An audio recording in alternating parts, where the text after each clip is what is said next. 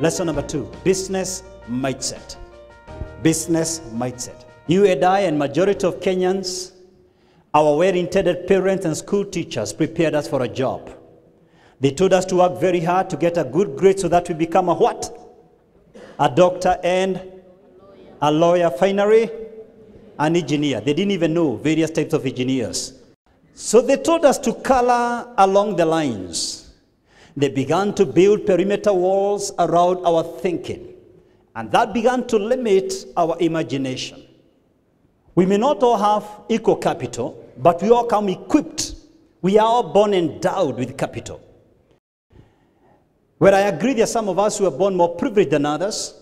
But even if you came from a more privileged background than the rest of us, someone can take away your father's car. Someone can sell your inheritance. But there is something within you that no one can take away from you. There is something within you that cannot be robbed in a court of law. And that's your imagination. It's your inalienable right. As you sit here tonight, you are in one place at this particular point in time.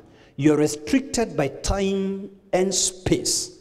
But there is something within you that knows no bounds. There is something within you that can transcend time and space. And that's your imagination. Just to give you an example. Michael Faraday was born in 1933. Sorry, he discovered electromagnetic induction 1933, which gave birth to what we have in tonight as power. Everything around us here is powered by electricity. 1833, electricity is discovered. Man dies 1867, 25th of August. It's 151 years to date, and the man is still ruling us. He never reached Kenya. I guarantee you he has transcended his time. He has transcended his space. In all likelihood, he never traveled 90% of the nations of the earth. As you sit here tonight, you can take a walk around the earth and get back to your seat in just a millisecond through your imagination. You see, many of us wish to be better 10 years to come. I can tell you exactly where you will be 10 years from now. Exactly where your thoughts are today. You will never rise above your thoughts. You will never rise above your imagination. You don't have a mind, you are your mind. Shall I be a great investor someday? Answer, what thoughts are in your mind today? Your life will never exceed the quality of your thoughts. Let me put it this way. The quality of your life will never exceed the quality of your thoughts. The very polarity of the human mind is made in such a manner that once your mind is stretched by new knowledge, it can never go back to its original position. Your mind is elastic. That's why it's your responsibility to tell great stories, to enliven the imagination, and to stretch your mind beyond the cognitive. You see, if you sleep on bed for 2 weeks in a row non-stop, you will require physical therapy to learn to walk again. Or let me put it in a simple way. If you just fold your hands like this for 2 good weeks in a row and we tie them with ropes, you will have to be done therapy for you to stretch your hands again, because your hands will begin to atrophy, to waste away. What is true for our other physical muscles is true for our mental muscles. Once you don't stretch your mind with new information, your imaginative faculties will waste away. You could be one thought away from becoming a millionaire. You could be one thought away from becoming an investor entrepreneur. It will never hit your wallet before it hits your mind. It will never reflect in your bank account before it is banked in your mind. You can change your spouse. You can change your residence. You can change your car. You can change the country of residence and go to other bigger economies. But unless you change your mind, you'll never change your reality. Nations, life partners, change of churches, change of clothes does not change who you are. You are your mind. That's why you've got to take care of your inputs. Are you a victim of other people's minds? Do you allow every piece of media to sink in your system? I invite you to a higher ground. Process information. before you allow it. Filter it before you allow it. Do not even be a puppet of what other people are teaching you. Be a student. Don't be a follower.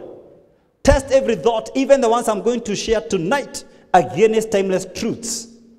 Because you are never created to be stranded by any set of circumstances. You are created not to be a creature of circumstances, but a creator of circumstances. You know, there is something that even medics in our midst and elsewhere, and biologists have never decoded. How come even monozygote twins who develop from the same zygote, sharing the same DNA, have different fingerprints? This is not a scientific question. This is a theological question. Your fingers present your creative power. That's why Scripture talks about the work of our hands. That's why no one has the same fingerprints like the other person. This is the basis for DNA testing. What's the importance of what I'm saying? You are created as a creative being. You are created to come up with solutions for any circumstance in your neighborhood, in your place of work, and in your nation. Kenya will never be made by other people. Only Kenyans will solve this problem.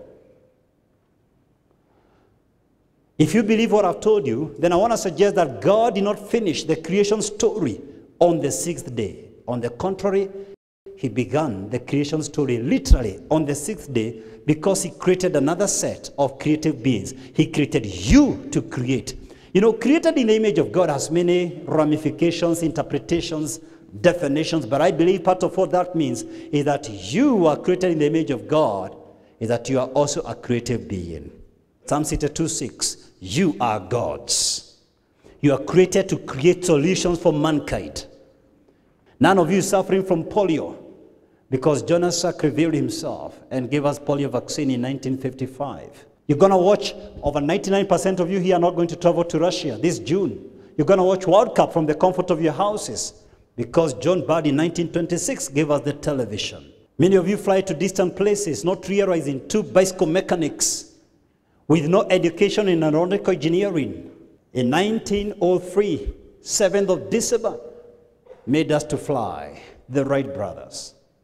The question is, what are you bringing to this place? You're just consuming products other human beings made. You sneak in life unnoticed, exist unnoticed, sneak out unnoticed. We read your story for the first time in the obituaries. Seriously, every time you use somebody's innovation, whether it's M-Pesa, whatever it is, ask yourself, what contribution are you adding to mankind? Because you are a creative being. Lesson number 3.